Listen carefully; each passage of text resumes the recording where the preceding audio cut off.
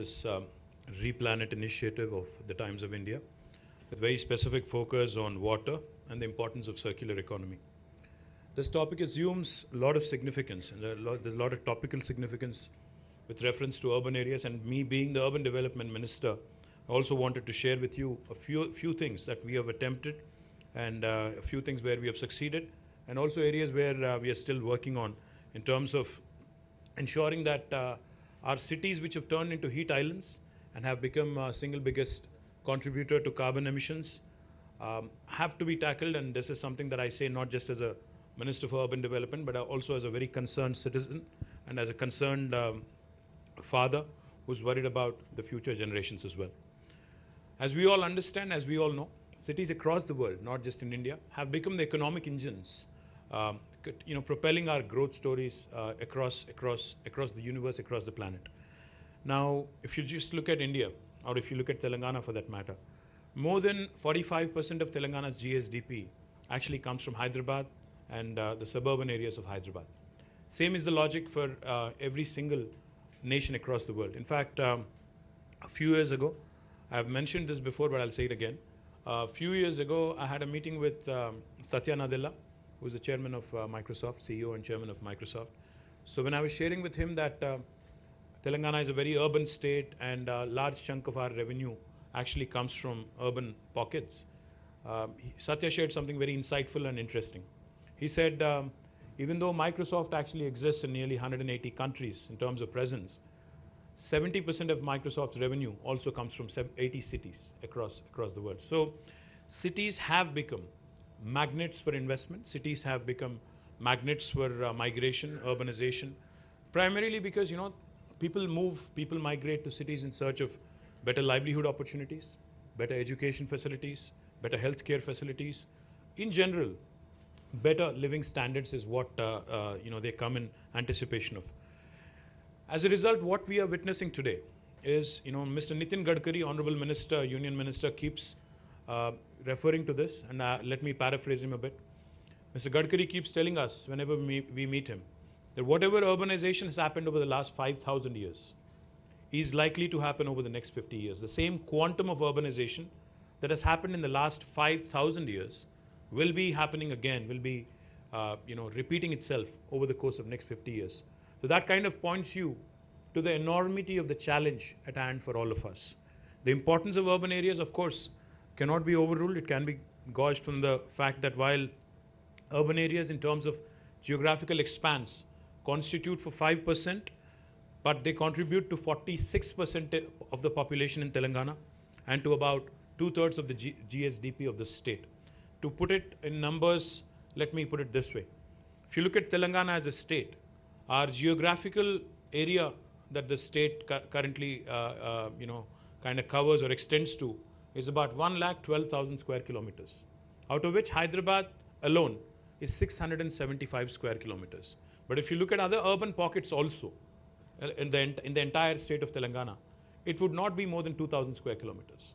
So what are we talking about here? 1,12,000 square kilometers versus 2,000 square kilometers. But if you look at the population, 46.8% of the population is in this 2,000 square kilometers, whereas the remaining population is in the rest of 1,10,000 square kilometers. So that kind of goes to show you why the urban infrastructure keeps crumbling. Because, the density of population, the paucity of space, that presents a huge challenge to the entire urban development department that I head. As I just pointed out, the socio-economic outlook of Telangana 2022 actually shows that Telangana's urban population is 46.8 compared to the national average of 31.16. That makes us one of the most urbanized states in the country. I think we are the third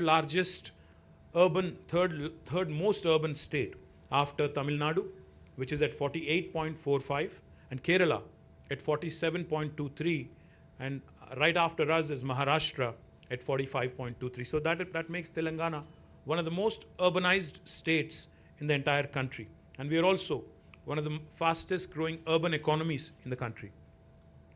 When the state of Telangana was formed in 2014, we had 68 ULBs, the urban local bodies. But now the number has been increased to 142. That includes Hyderabad as well. Hyderabad, while we have still lot many challenges and lot many issues to tackle, I'm happy to share with you that over the last 5 years, and more particularly from the period 2015 until 2020, Hyderabad has been rated consistently by Mercer as the best city in India on the quality of living index. And I'm very, very proud of the fact that this has come even despite all the challenges after the new state was formed, the transition, etc., etc. But our goal is not just to be the best in India. Our ambition is larger. We are audacious in terms of vision, because our Honorable Chief Minister will not rest on laurels. He's not somebody who's content being known as the best in India. He's given us a task. He's asked us to be one among the best cities, best top 25 cities in the world in terms of livability index. And that's a humongous task, because if you look at the global rankings, while Hyderabad is #1 in India in terms of livability, on the world index we are still 140. So that gives us another huge task in terms of moving up that ladder, because it's a huge task. So what are we doing? What are we trying to do to ensure that we live up to that vision? What are we trying to do to ensure that Hyderabad actually becomes a sustainable city in terms of all the methods, practices that we follow? One of the things I will talk about today, which I'm very proud of, our Metro Water Supply and Sewerage Board's MD is here, Dana Kishore. Let me also tell you something that I'm truly proud of.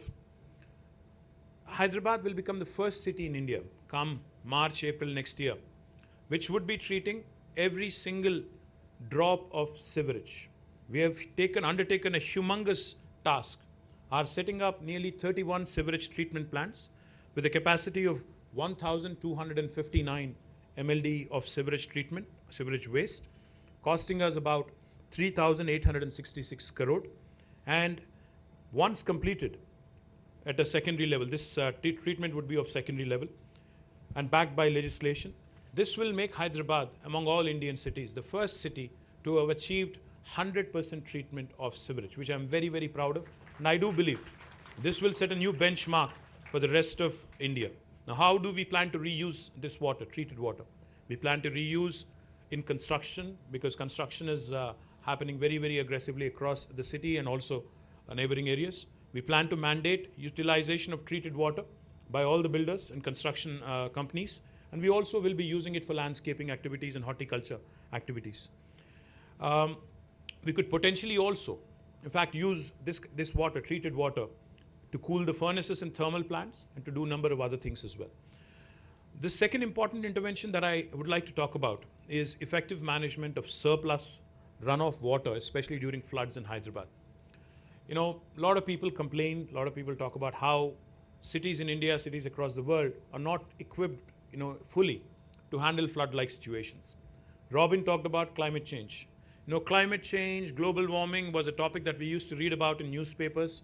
Look at it, glance at it for a minute, and then used to say, okay, this is not my concern. This possibly is happening elsewhere in the world, not in my backyard. That was the approach earlier.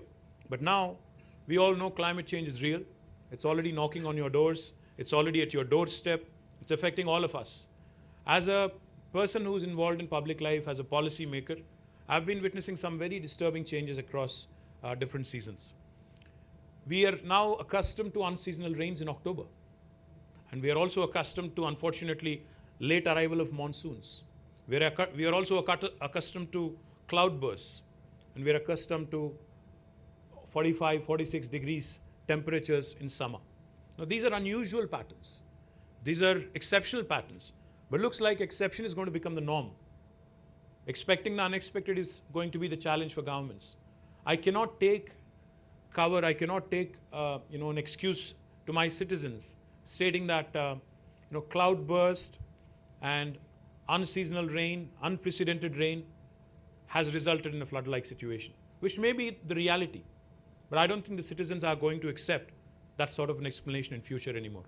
So therefore, in Hyderabad, we have started on an important task, because no city in the world can of course deal with cloudbursts or torrential rains, but the least we can do is to prepare as well as we can, equip ourselves as well as we can. And so therefore, we have undertaken a very detailed study. A company called Shah Consultants based in Pune has undertaken this study. The hydrological map of Telangana, hydrological map of Hyderabad has been prepared. We have mapped surface runoff flows, micro basins of drainages, blockade points, and what needs to be done to address the issue on a permanent basis. Out of this, we have actually formulated a new idea called a Strategic Nala Development Program, SNDP. Happy to share with you that this Nala development, which has started with about 1,000 crores of initial estimates, has been going well. Of course, there's a long way to go, but I do believe that we have made some few decisions, and few important projects have been kicked off in the right direction. The third thing I'd like to talk about is solid waste management. When this government came into office in 2014, the total waste collection, municipal solid waste collection in the city of Hyderabad was about 3,500 metric tons per day. But today, that has increased to 6,000 metric tons per day. And what we have done in the last 8 years is, we have come out with a policy on ensuring not just municipal solid waste, but all kinds of waste, construction and demolition waste, liquid waste, which is sewage, also biological waste, and e-waste. All of these forms of waste are being processed diligently, are being processed scientifically to ensure Hyderabad becomes a benchmark and Hyderabad becomes a leading example of how a city can function. Now let me elaborate a bit on municipal solid waste. We have in fact commissioned a 20 megawatt plant, South India's largest municipal waste to energy plant in Jawahar Nagar Corporation, which is very close to Hyderabad. Not only have we commissioned a 20 megawatt waste to energy plant, we are also building another 28 megawatts of capacity at this plant, which will consume all the dry waste. All the wet waste will be converted into compost, and it will be sold to farmers as fertilizer. The wet waste, the dry waste will be converted into power. Beyond this 48 megawatts of municipal waste to energy, we are also contemplating setting up another 20 megawatt plant. Altogether, this will take our capacities to nearly 68, I think 72, I believe, altogether. And this will ensure that 100% of all the dry waste in Hyderabad is converted or incinerated into energy. The other thing I'm very proud of also, Telangana in its municipalities, 142 municipalities, will be completing a very unique program called as the FSTP, the fecal sludge treatment plants. Human waste that's excreted is also now being processed, is also now being handled in a scientific fashion, and we are ensuring that on a modular basis, all municipalities by the end of next fiscal will be having a fecal sludge treatment plant. We've already completed this in 68 municipalities. We're also trying to cover the remaining by the end of this fiscal. Let me also quickly talk about some heritage restoration that we're very proud of, in Hyderabad. Recently as yesterday, I think it was, you may have seen a clipping in Times of India as well. In fact, I thank the entire team of Times of India for running a brilliant piece on heritage conservation and what needs to be done by the state, by the people, by the citizens, etc. I'm very proud that two of very important monuments, the step wells in Kuli Qutub Shah tombs, have been recognized by UNESCO, and so has the Domakonda Fort in Kamaredi district. Both of these have been recognized by UNESCO as World Heritage Monuments, but our ambition is larger. We want Hyderabad to be recognized as a World Heritage City, and we are working diligently towards it.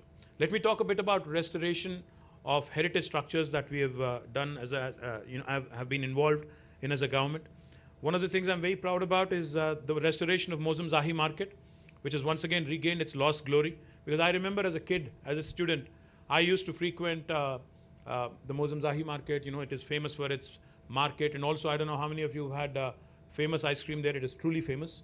You should try it if you haven't.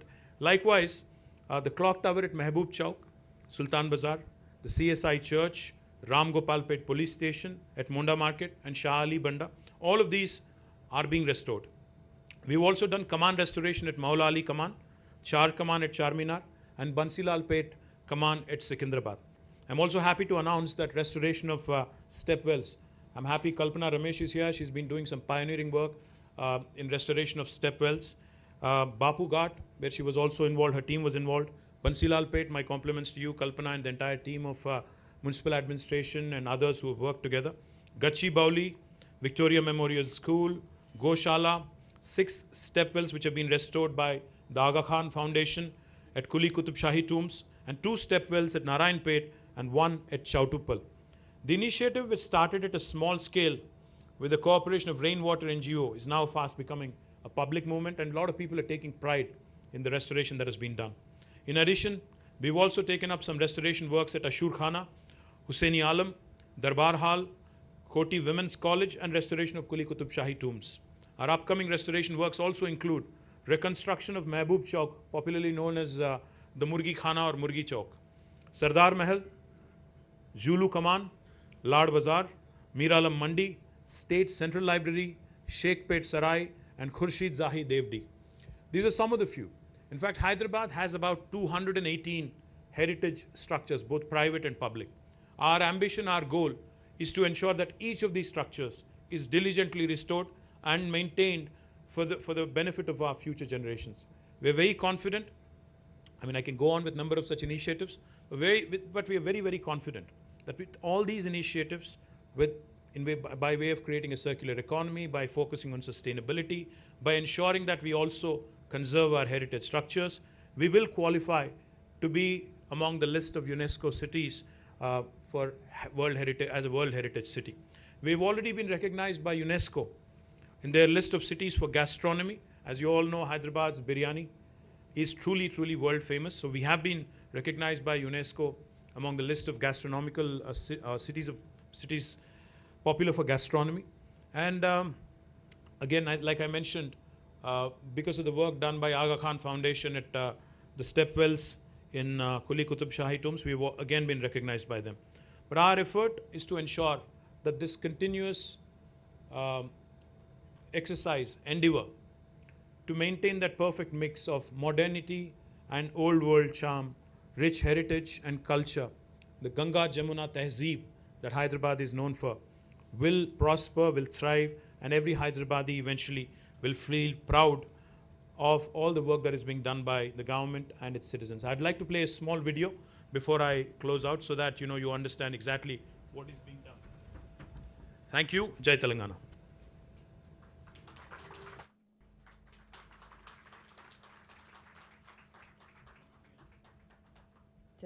Yes.